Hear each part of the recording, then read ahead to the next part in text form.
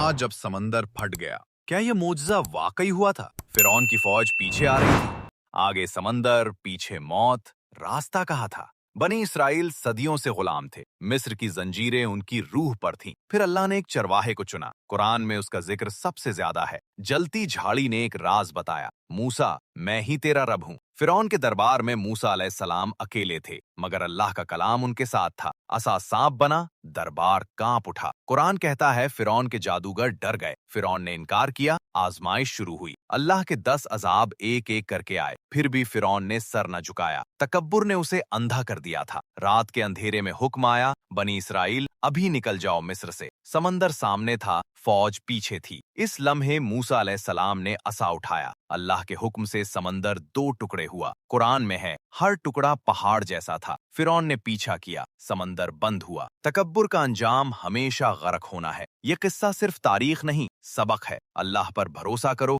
रास्ता जरूर निकलेगा। ये मोजज़ा आज भी कुरान में महफूज है। सब्सक्राइब करें, हर सबक आप तक पहुंचेगा।